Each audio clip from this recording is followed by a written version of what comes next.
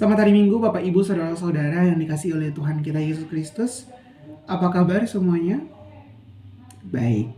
Pasti dalam keadaan yang baik-baik saja dengan penuh sukacita. Bapak Ibu Saudara-saudari, hari ini bacaan kita terambil dalam Yohanes pasal yang ke-16 ayat yang ke-12 sampai ayat yang ke-15. Demikian bunyinya. Bapak Ibu Saudara-saudara, tema yang hari ini kita ambil dan akan kita renungkan bersama-sama adalah Allah Trinitas, sumber kebenaran. Sekali lagi, Allah Trinitas, sumber kebenaran. Namun sebelum saya masuk dalam perenungan saat ini, perkenalkan, nama saya Alexandre Daud Volumikale. Saya mahasiswa Fakultas Teologi Universitas Kristen Satya Wacana, Salatiga. Dan pada kesempatan dan pada semester ini saya mengambil mata kuliah praktek khotbah. Dan saya mengucapkan terima kasih banyak untuk para majelis serta para jemaat Tuhan yang dikasihi untuk menerima saya dan telah menerima saya di tempat ini agar bisa membagi refleksikan firman Tuhan hari ini dengan baik. Baik, Bapak Ibu Saudara-saudari, seiring dengan berkembangnya media teknologi informasi di dunia ini, mulai dari HP, sosial media, ataupun dengan berbagai alat-alat platform digital untuk kita mengetahui berbagai banyak hal. Namun banyak kalangan yang lebih percaya pada keyakinan personal karena dipengaruhi oleh media sosial dibandingkan dengan sebuah fakta yang sesungguhnya.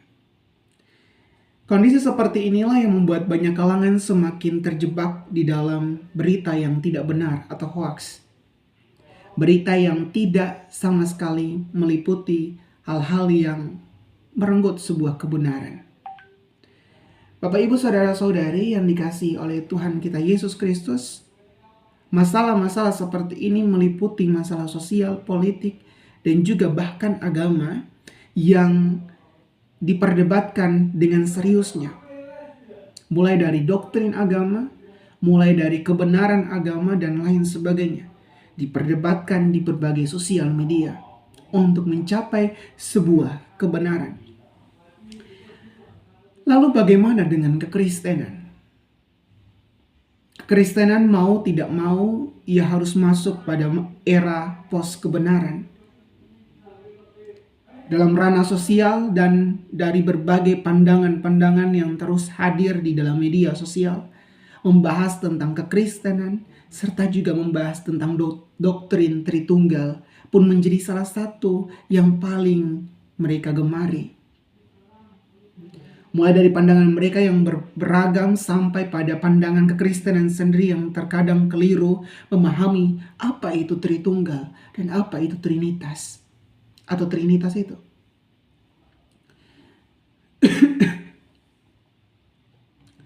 Bapak Ibu Saudara-saudari, lalu bagaimana menjelaskan Tritunggal itu? Dengan berbagai sosial media yang banyak, dengan berbagai berita kebenaran yang tidak akurat, bagaimana kita sebagai orang Kristen, sebagai hamba Tuhan, kita menjelaskan apa itu Tritunggal sebagai sumber kebenaran kita? Bapak Ibu Saudara-saudara, Tritunggal ini harus kita pahami dalam dua kata, yaitu tiga pribadi, dan tunggal adalah satu atau satu hakikat. Namun Tritunggal juga atau biasa disebut dengan kata Trinitas memiliki arti yang cukup sama. Tiga, dan nitas adalah keesahan. Jadi Trinitas berbicara tentang ketiga yang esa. Ketiga yang esa. Namun kita tidak dapat melihat bahwa pribadi di sini, pribadi tiga Tritunggal ini atau Tritunggal ini pribadinya adalah pribadi manusia. Tidak bisa. Kita tidak bisa berbicara soal pribadi manusia untuk menjawab tentang tiga pribadi ini. Karena Tritunggal berbicara tentang sebuah misi keselamatan bagi umat manusia. Banyak yang mengatakan bahwa Kristen ini memiliki tiga Allah. di media sosial ataupun di berbagai platform mengatakan bahwa Kristen itu punya tiga Allah ya, yang mereka sembah. Ada juga yang menjelaskan bahwa Tritunggal itu adalah diilustrasikan seorang perempuan yang di satu sisi dia sebagai ibu rumah tangga, di satu sisi dia sebagai orang yang bekerja di lingkungannya, dan di satu sisi dia sebagai pekerja di kantor. Namun hal ini juga tidak bisa dikatakan sebagai hal atau sebagai Tritunggal itu. Karena yang perlu kita ketahui bersama bahwa Tritunggal, sistem dasar dari Tritunggal adalah dia tidak hierarki. Dia tidak melihat apakah Bapa lebih besar daripada anak atau anak lebih besar daripada Roh Kudus. Sekali-kali mereka sangat membutuhkan. Mereka tidak ada sistem di mana Allah anak lebih tinggi daripada Bapa atau lain sebagainya. Karena tujuan mereka satu. Ingat, mereka satu, tapi mereka mempunyai tiga pribadi yang menyertakan sebuah tujuan yang sama. Namun tugasnya berbeda. Allah mengutus anaknya yang tunggal untuk datang dan menyucikan kita ataupun menyelamatkan kita daripada dosa. Tapi anak bertujuan untuk menyelaraskan hubungan antara Bapa juga dengan manusia lewat penyelamatannya. Serta Roh Kudus yang ditinggalkan oleh Allah untuk bersama-sama dengan kita memberitahukan segala sesuatu yang kita peroleh, yang ingin disampaikan oleh Allah. Maka Allah meminta atau mengutus Roh Kudus. Allah anak mengutus Roh Kudus, menyediakan Roh Kudus kepada manusia. Untuk walaupun dia tidak bersama-sama dengan kita, tapi firman dan kebenarannya tetap ditegakkan lewat Roh Kudus yang membimbing kita. Namun perlu kita ketahui bersama bahwa tidak ada satu contoh pun atau satu ilustrasi pun yang dapat membuktikan atau yang sempurna untuk membuktikan apa itu Tritunggal. Karena tidak ada satu contoh pun yang bisa tepat untuk menjelaskan. Kembali bahwa Tritunggal tidak hierarki. Bapak Ibu Saudara-saudara, jika kita lihat kembali tentang pernyataan Yesus, kita menemukan sebuah perbedaan di satu sisi. Roh kebenaran tidak akan berkata-kata dengan dirinya sendiri. Roh kebenaran tidak berdiri sendiri. Dia tidak membutuhkan anak dan Bapa. Tapi roh kebenaran berkata-kata melalui mereka berdua. Melalui Bapa dan juga melalui anak. Dia tidak bisa berkata-kata sendiri. Sama seperti Yesus. Dia tidak bisa berbicara demi dirinya sendiri, melainkan menurut apa yang didengarnya dari Bapa, bukan apa yang berdasarkan pada apa yang dikehendakinya. Demikian juga roh kebenaran berkata-kata menurut apa yang didengarnya dari Yesus. Oleh karena itu, mesti ada keselarasan antara pernyataan dari Allah melalui Yesus atau Bapa kepada Yesus dan apa yang disampaikan oleh roh kebenaran. Tidak bisa apa yang disampaikan oleh Yesus disampaikan lain oleh roh kebenaran atau Roh Kudus itu. Maka seorang pun tidak dapat mengklaim bahwa Roh Kudus membawa Injil baru yang berbeda dari Alkitab. Akan tetapi di sisi lain roh kebenaran memberitahukan kita hal-hal yang akan datang, hal-hal baru yang akan datang, masa depan kita. Berarti menyampaikan kembali hal yang sudah dikatakan Yesus di dalam Injil, tetapi sekaligus hal yang akan datang di kemudian hari.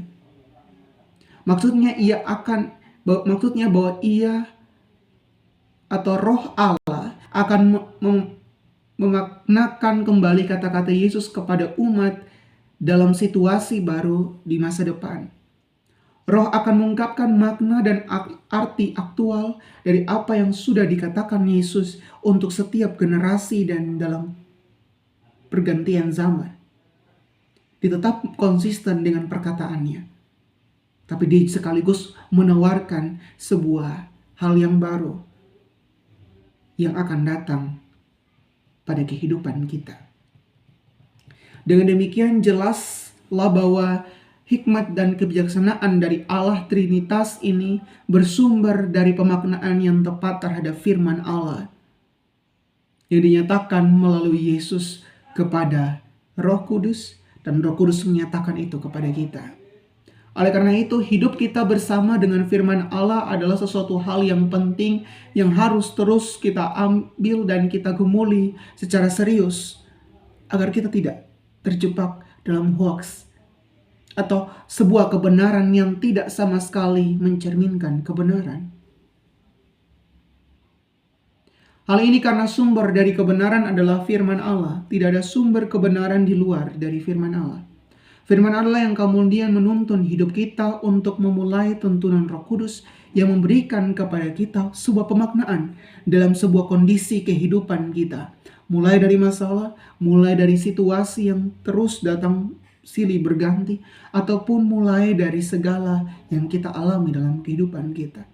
Roh Kudus membantu kita untuk menyelesaikan selaras dengan firman Tuhan. Apa yang dikatakan oleh Yesus, apa yang dikatakan oleh Bapa.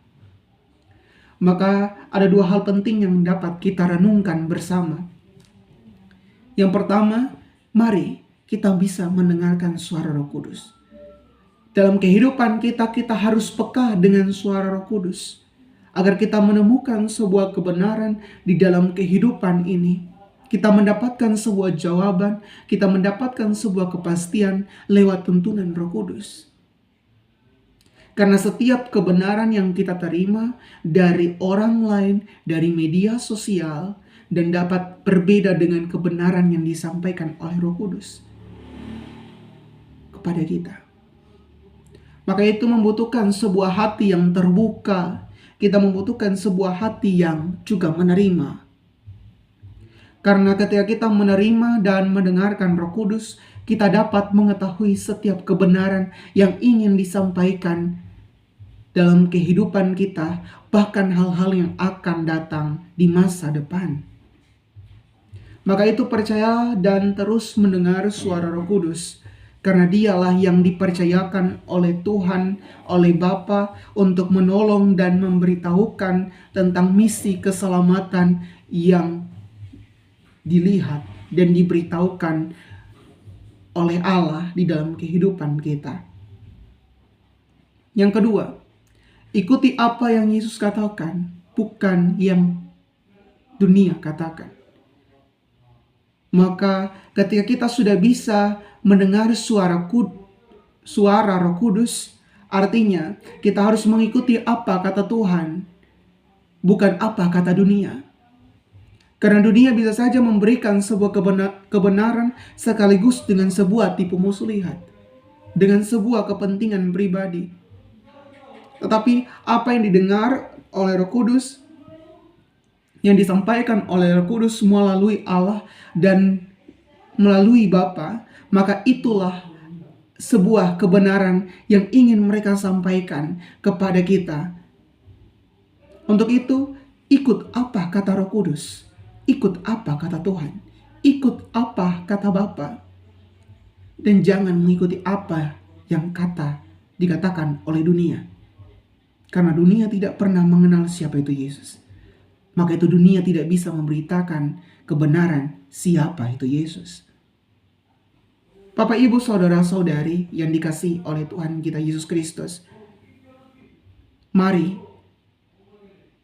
setiap kita untuk tidak mudah terjebak pada kebenaran-kebenaran yang terlihat benar, tetapi sesungguhnya tidak berdasarkan kepada firman Tuhan, hanya karena kebenaran untuk kepentingan diri sendiri. Hikmat Allah seperti yang disampaikan oleh Amsal tidaklah sama seperti hikmat manusia. Hikmat Allah yang terlihat melalui ciptaan dan diperbuat dalam nyanyian Mazmur 8 adalah situasi yang perlu digumuli secara serius dalam kehidupan kita. Demikian juga menjadi pasal yang paling terpenting, yaitu Roma 5 ayat 1 hingga ayat yang kelima, yang mengajak kita untuk terus memperkuat pengharapan dan hidup kita hanya kepada Allah. Bukan sekadar apa yang dinyatakan oleh lingkungan di sekitar kita, Maka itu selamat memasuki minggu yang baru, selamat memasuki pekan baru, dan selamat menerima tuntunan dan penyertaan Roh Kudus. Bukalah hatimu untuk mendapatkan kebenaran yang berasal dari Roh Kudus, Bapa dan juga Yesus, yang memampukan dan memberikan tujuan untuk kehidupan kita hari lepas hari. Tuhan memberkati kita dengan firman-Nya. Amin.